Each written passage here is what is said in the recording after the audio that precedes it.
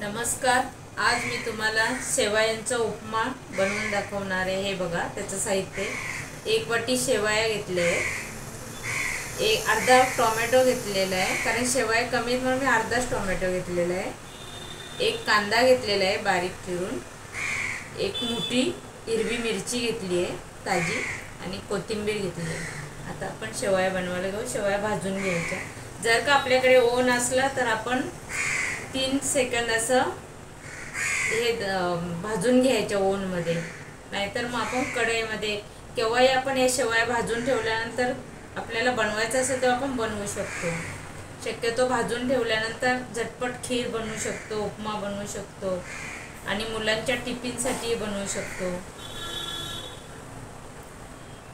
आता आपण शेवया बनवायला घेऊ। कढई ठेवली आहे, तेल घालून घेऊ।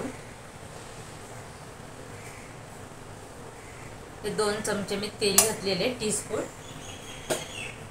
जरा चांगले तापू दे।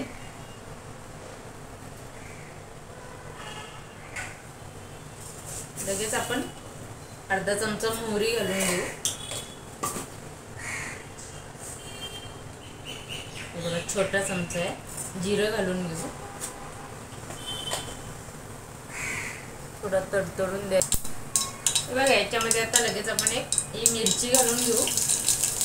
एक कांदा आहे, कांदा थोडा चांगला भाजून घ्यायला पाहिजे।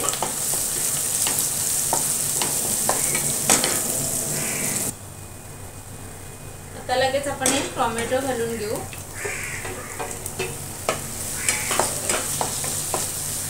टोमॅटोचं हे होतं भाजतायत, आपण लगेच शेवया घालून घेऊ। हे बघा, मी ओव्हन मध्ये गरम केले आहेत जरा। आता हे तेलामध्ये भाजून घेणार। आपल्याला तेल पाहिजे तेल वापरू शकता, तूप पाहिजे असलं साजूक तूपही वापरू शकता।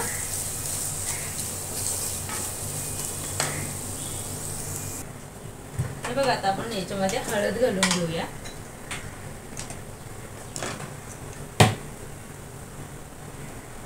छान अशा 2 मिनिटं भाजून घेतलेले। याच्यामध्ये कढीपत्ता असला आपण कढीपत्ताही वापरू शकतो, माझ्याकडे नाहीये, मी नाही वापरलं। आणि एकीकडे पाणी गरम करत ठेवलेलं आहे, गरम पाणी पाहिजे शेवयाला।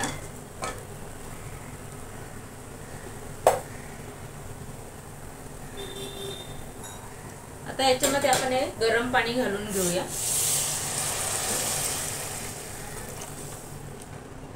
हे 2 पेले मी पाणी ठेवलेलं आहे टोपामध्ये।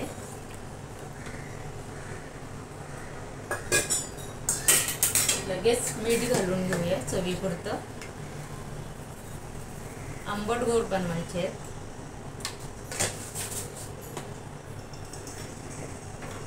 गॅस थोडा मध्यम ठेवायचा।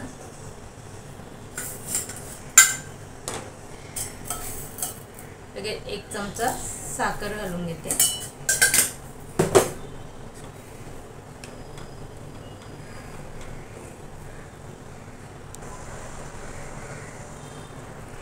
हे बघा, आता आपण याच्यामध्ये शिजत आलेलं आहे। आता लिंबू घालून घेऊ। लिंबू मध्ये बी जरा जपून वापर, कारण ते कडू होते। पडल्यानंतर लगेच ती काढून टाकायची।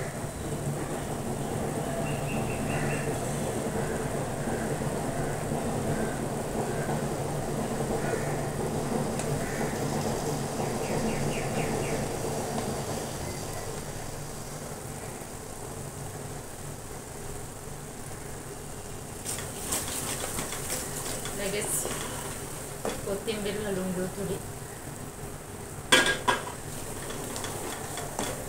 पूर्ण आता सुका होऊ दे।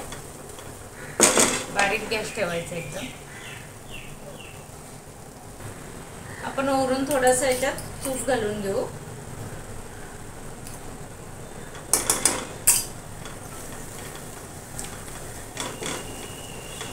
वरून तूप घातल्याने चिकट होत नाहीये उपमा, आणि चवीलाही छान लागतोय। हे बघा, आता हा उपमा मी गॅस बंद करते, तयार आहे। वरून थोडी कोथिंबीर पेरूया आपण। असंच झाकण ठेवून ते ठेवून देते। याच्यामध्ये आपण काजू, बदाम, अक्रोड जर लहान मुलांना टिफिनला द्यायचं असेल तर तशी खात नाही येते तर किसून घालू शकतो. हे बघा, आता हा शेवयाचा उपमा खाण्यासाठी तयार आहे. हा व्हिडिओ आवडला तर लाईक करा, शेअर करा, सबस्क्राईब करा, कमेंट्स करा. धन्यवाद.